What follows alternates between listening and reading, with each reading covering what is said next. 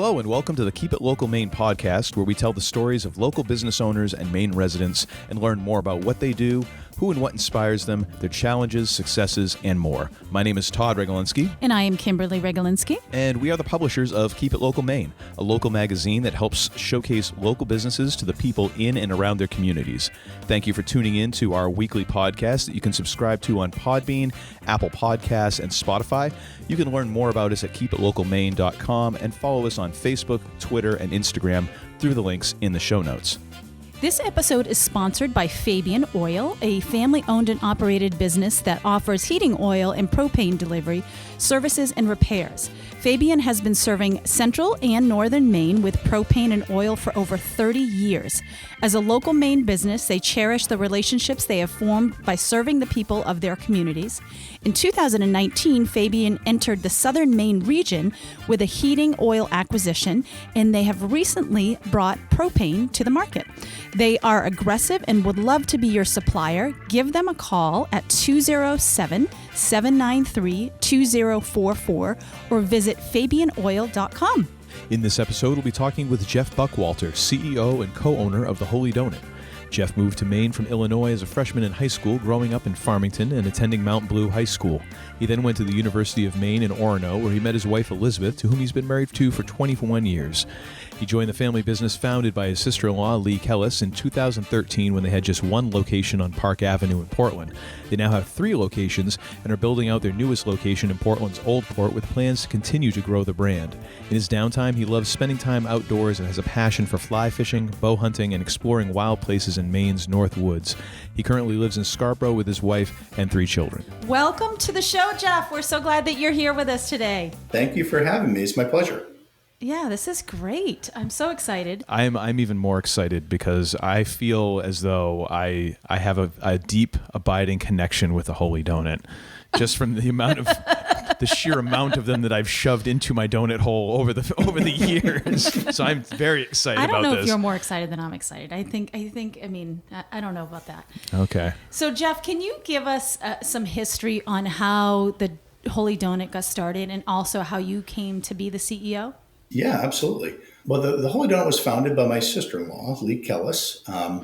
She started playing around with donut recipes, I guess about 10 years ago now, and just decided that, Portland needed a really cool donut, and she has a love affair with them. And so she started playing around with some different recipes and kind of settled on one that she found that was kind of an old Northern Maine recipe. And she kind of made her tweaks and made it her own and started as humbly as you can out of her kitchen.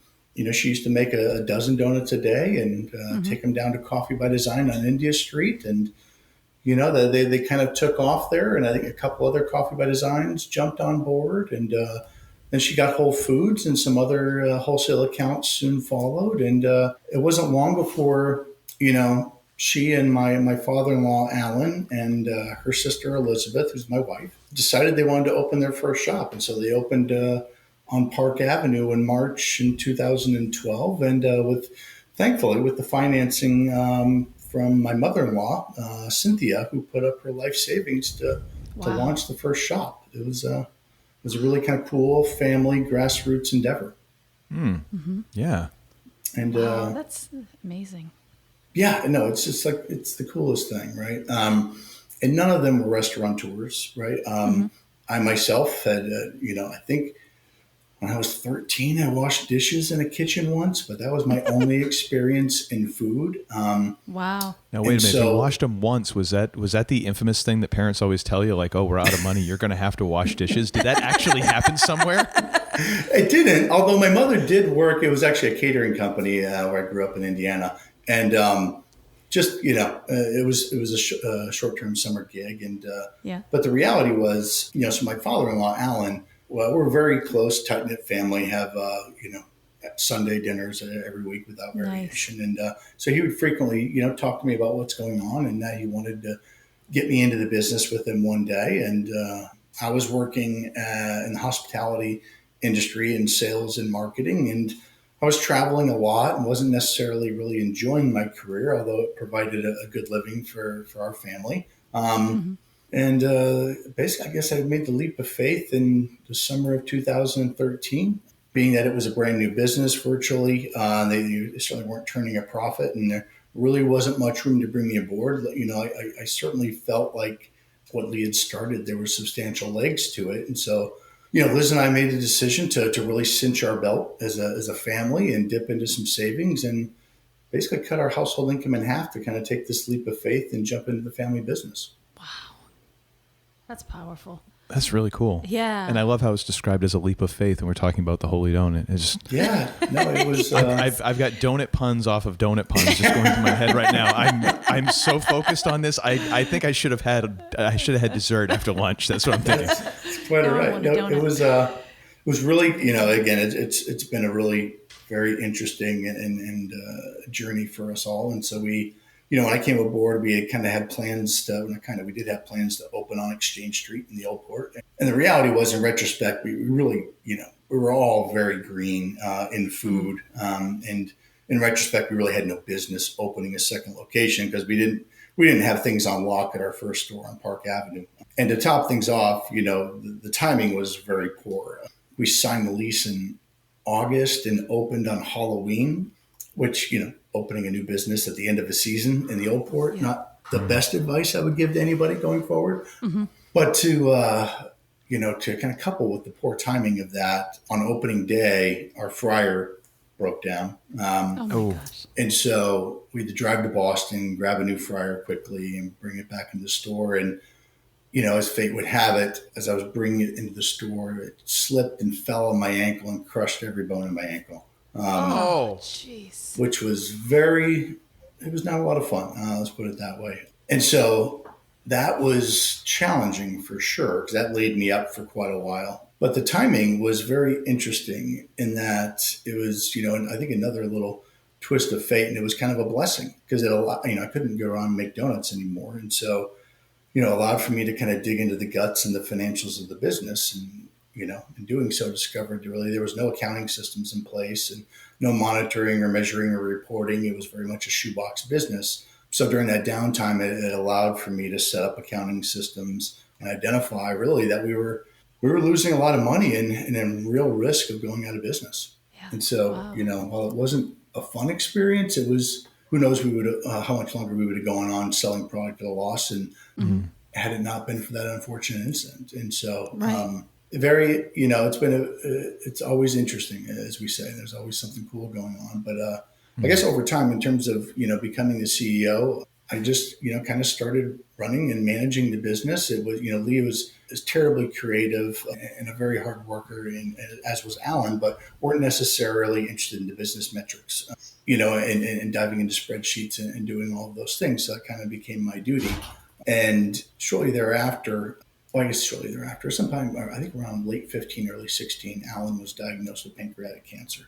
And so Leigh and Liz and Alan wanted to obviously spend more time together, as his time was a bit finite. And so in taking over a lot of the elements of the business, it allowed for them to hang out more as a family and to travel and see a lot of the world together, which was very cool and very fortunate that the business was at that point in a place that allowed them the ability to go do that. Yeah. It's amazing too. It's just how, people don't see the behind the scenes when you start a business. They see, how you they look at how successful you are, but they have no idea about all the things kind of behind the scenes that you have to deal with. It's so cool though, just hear just how much your family just came together and actually believed in this vision and how much they were willing to sacrifice. It's just kind of just a really beautiful picture. It really is. I mean, I'm in awe, and my hat's off to the family and what they all did to came together. I mean, Alan worked for free for, I think years. He was kind of semi-retired and selling insurance, and Cynthia was still, in nursing, and, to say, all right, here's my life savings, go get it done. Amazing. And, wow. Bubble gum, duct tape, and everything else to kind of put everything in place and together. And, it took us a while. We didn't know what we were doing. And I think that's part of the magic. We didn't know any better. Yes. And I think had we known all the pitfalls and the challenges and the risk, maybe it wouldn't have come together the way it did. But I think there's something special in the exuberance and a little bit of the ignorance of what we had to kind of grow and learn in order to make this thing successful. But to your point, everybody kind of sees the tip of the iceberg, and a lot of stuff that happens behind the scenes, and a lot of landmines that we had to navigate. And we were within a payroll for months of going under, and so we had to take out a very expensive loan. And we kind of we learned a good lesson to have some dry powder in reserves and not get overextended, which really thankful that served us well as the pandemic hit, for sure. Oh, awesome. Definitely. Yeah.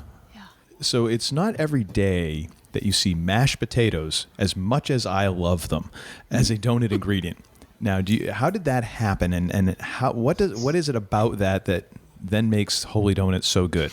Yeah, it's terribly unique. And I think it's one of the major differentiators for our brand and our product. And that's certainly Leigh's doing. And I think that was in part of that Northern Maine recipe that she investigated and resurrected. And in Northern Maine, where potatoes are the main crop, they've been making things with potatoes for years. And it's kind of the nature, similar to potato bread versus regular bread. And while that uses flour, we use actual mashed potatoes, which helps keep the product a bit more moist. It's fluffier, a bit more substantial than your traditional cake donut, and has an incredibly unique, mouthfeel, and creates these wonderful little joyful air pockets in the dough. And I think it sets it apart from other donuts.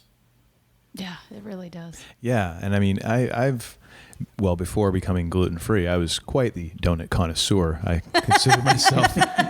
And yeah, I've never had a donut like those. Like the first time I had one, I remember we were on Exchange Street, and we went into that Exchange Street location, and I had one, and I was like, what the heck is this? It was like a revelation. I'm like, I know what I know what I'm supposed to do with the rest of my life. I'm supposed to eat these donuts. It is real unique. It's very cool that we get, that first look on people's faces when they tried it for the first time, like that never gets old.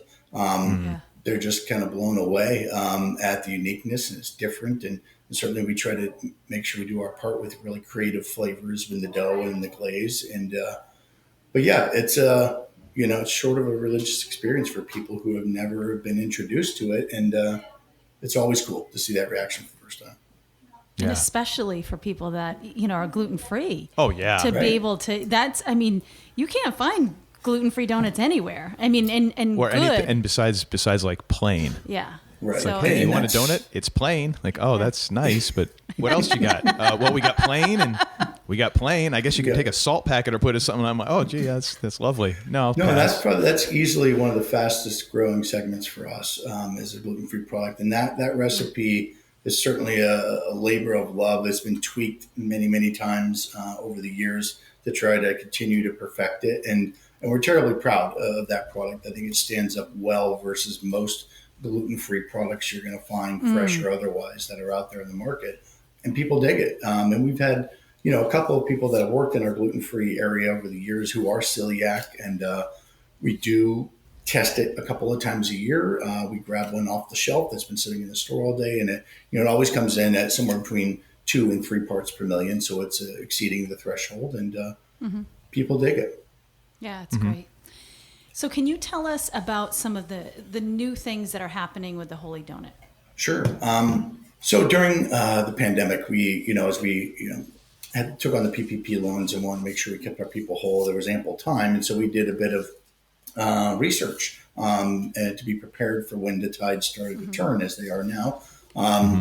We've had a donut cake for a number of years that I think we felt we could do a better job at, but never really had the time or the bandwidth to really do that while things were booming. And so we've taken the past year here to kind of rip that apart, redesign it, and it's came out wonderful. We just had some engagement with some students from the University of Southern Maine for them with a marketing project. They're going to help us market it a little bit, but it's really cool. We're going to have a vegan option, a gluten-free option, and our traditional dough, and we'll have probably 8 or 10 different variations as we combine doughs in different places that'll be available for folks. And we're really proud and excited for that to hit the market here over the next couple of months.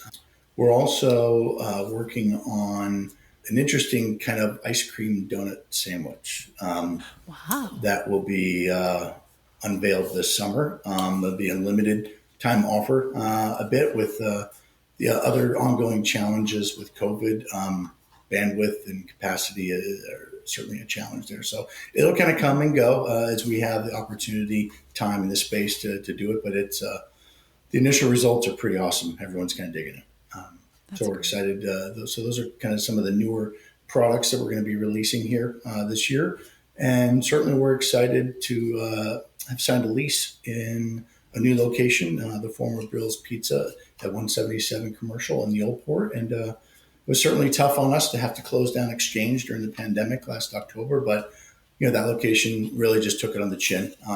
Really dependent upon foot traffic, tourist traffic, and certainly those things just didn't materialize last year. So we're really excited. We're in the permitting process, and we'll be open for summer. That's great. That's a great location.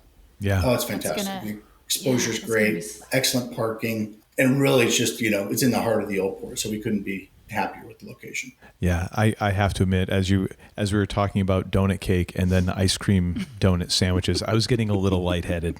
I felt the vapors coming over me.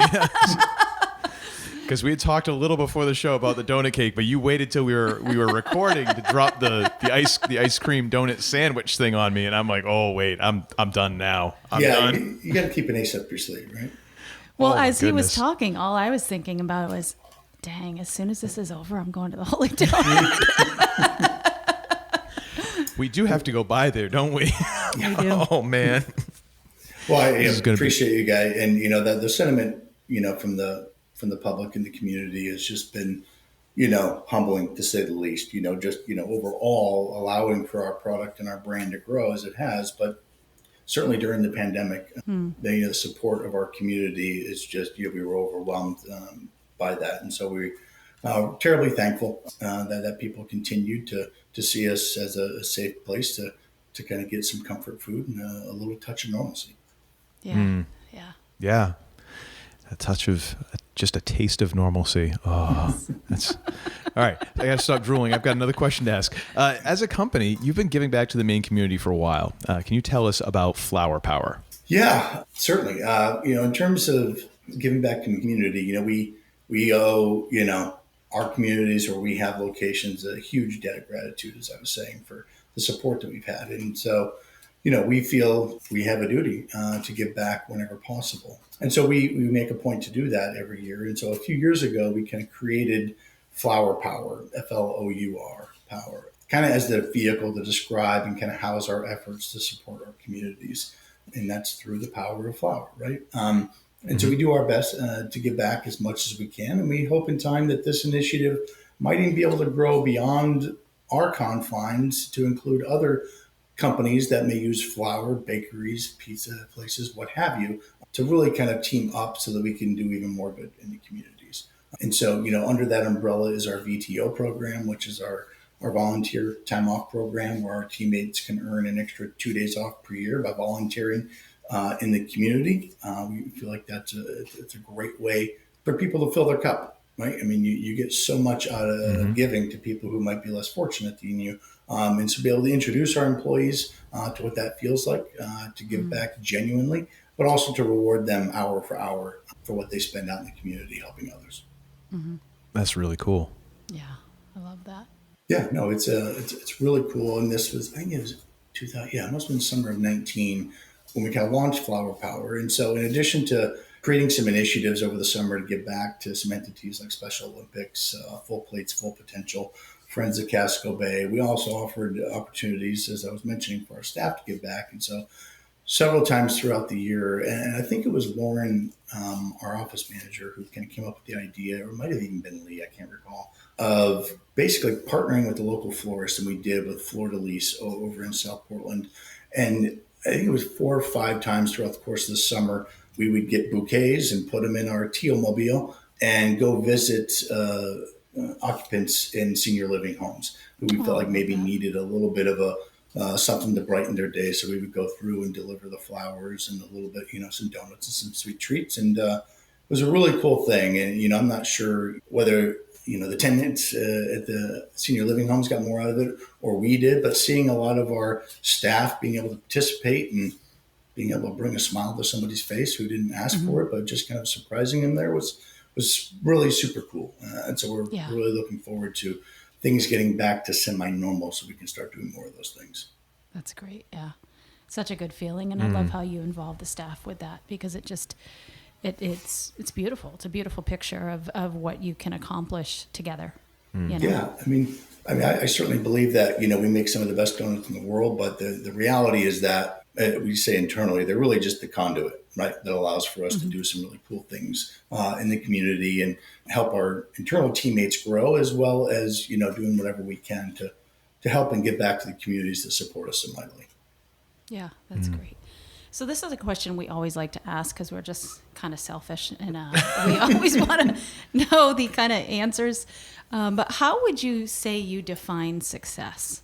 That's a good question. I would say for me personally, I define success as really simple as doing something that you find purpose in, that fills your cup and brings value and happiness to those that you interact with. As far as the Holy Donut goes, I think our success is really encompassed in our mission, in our vision statement. If our mission statement is to impress and excite our guests in a way that cultivates loyalty and inspires them to share their experience. And from a vision standpoint, our vision statement is to be the preferred destination for unique donuts, coffee, employment, and positive vibes in each of our markets. And so if we're living up to those statements and our core values every day, making them a reality, and then virtually, for me, every other meaningful business metric will likely take care of itself. And so the byproduct of this and providing opportunities for our team to grow, that's success for me. Yeah, that's better than what I got. So another question that I'm always interested in, because I try to learn something whenever possible, even throughout the day or whatever. But what is the biggest lesson that you've learned in the past year or the past couple of years, either personally or in business? Well, certainly this last year has had no shortage of lessons, for us to learn. I think, certainly on the professional front, this year has taught me the value of building a very competent, resilient, and thoughtful team and culture in our company, and allowing for them, our team, to both challenge me as well as each other and adapt and evolve to best meet, the needs of our guests over this past year, which has just been bananas. And literally, if it weren't for the resiliency and dedication of our teammates, we would not have been able to survive this past year. I couldn't be more grateful for such a dedicated and talented group of people that want to call the Holy Donut home, and they're really the heart of our company. But, learning to backfill your weaknesses, create a really good team, and hire people who are more capable and smarter than you in the areas that they need to run and manage, and let them go run and manage it. And I think, for me, that's certainly one of the bigger lessons that I've learned over this past year. That and the value of being frugal and having some cash reserves, because you never know what might happen. Yes. Sure. Yeah, that does come in handy. When hard times come, it can't solve every problem, but it might give you a little more time to solve the problem. Yeah. It does. It buys you, a little bit more runway. And to my point earlier, the amount of solutions and creativity and positivity that flowed from our team, just humbling is an understatement. These guys buckled down. We had leaders emerge in virtually every area of the company. People were taking on jobs and duties they had no idea. It's not what they, quote, signed up for, but those words never were uttered. I just, my hat's off to them. They killed it. Yeah. Yeah, that's great. I love what you said about that, having that mentality of, letting someone do what they're, what they're gifted at, let them run what they can do. I think a lot of times we, as I don't know, as business owners, you kind of want to control it all, and you want to do it all. And it's huge to be able to say, I can't do I can't do everything. And you let people go and do what they're meant to do and let them use their gifts. That's really absolutely good. I mean, that's one of, part of my growth and my journey in learning how to lead better and manage and grow a company. Certainly I meet with my SCORE mentor, who I love, Nancy Stroni. I got to throw a plug out there to her. She's amazing. Meet with her every month. And my Vistage group, that it's just a business group of people that we all kind of share our best practices or challenges. And it's at the end of the day, I don't care what business you're in, you boil it all down. We're all dealing with the same handful of things. But they taught me that, I was being, in many regards, my own restrictor plate to growth by trying to do too much with too little. Mm-hmm. And, the margins might look great, but is it sustainable? And what kind of a, work-life balance? Not that you get much of that in owning a company, but, the reality is that you got to surround yourself with people who are capable and then let them go do their thing. Yeah. Provide them with bumpers and here's where I need you to stay with them, but I need, you to go figure out the best way. You're more capable than I am in that area, whatever that may be, operations, finance, HR, what have you. But it's kind of the old HP way, right? It's kind of hire good people and get out of their way and let them do their thing. And, at the end of the day, I work for them. They don't work for me. Mm-hmm. I love that. That's a great way to think about it. Yeah, absolutely. So another selfish question that we like to ask. I thought you were going to say shellfish. I was like, is there a lobster donut? Did I miss something? There was. Are you serious? It did. It was fleeting. Again, this was in the earlier days where we didn't know, right? So we're like, yeah, lobster donut, and so Leigh created this magical, delicious thing that just the waste was crazy, right? So you had to buy it. It's very expensive. And it was rather a novelty. I think that was in 14 or 15 we tried that. And it was cool and it got some buzz, but the labor, the juice wasn't worth the squeeze, I guess. Yeah. Makes sense. Wow. I didn't know that. Find out something Trivia every day. right there. Yeah. See? Yeah. So we like to ask, who or what inspires you? In terms of, I guess, in people in general, people who overcome adversity in their life and are tenacious in pursuing their dreams regardless of the hurdles in your path. I think there's something just really inspiring about, the human spirit that refuses to quit or be denied. I love reading stories and meeting people who've had, maybe less than ideal paths in life, but said, this is where I'm going and, hell or high water, I'm going to certainly make this happen. I always find that to be inspiring, but I guess in terms of a person, though, that absolutely has to be my wife. I'm continuously inspired by her. She is just, Elizabeth's her name. She's the most compassionate and selfless person that I've ever met. Always doing things, giving to others, and whether that's to our family or to our children or to strangers or even now during the pandemic. There's a lot of Mainers who are food insecure and. So every weekend she's cooking something homemade and delivering it to people who need it in Southern Maine and giving to others what fills up her cup. And she loves to do that and doesn't look for anything in return. And she sets a really inspiring example for me and my kids. She's easily the best person I know. That's awesome. I'm a little choked up right now. I don't know why. It's beautiful. That's beautiful. It is. It really is. No, she's awesome. I couldn't be more fortunate in that regard. She sounds amazing. Yeah. So if I'm remembering correctly, you're saying that you grew up in Indiana, correct? I did. Was born a Hoosier, and then my dad's job kind of took him to some different places. We moved to Illinois to a couple different spots. And then in, I think it was 88 or 89. And he worked in nuclear power plants. And at that point, Maine Yankee, which is up in Hinckley, Skowhegan area, was still operational. And so we packed up and moved to Maine, and I just completely fell in love with the state.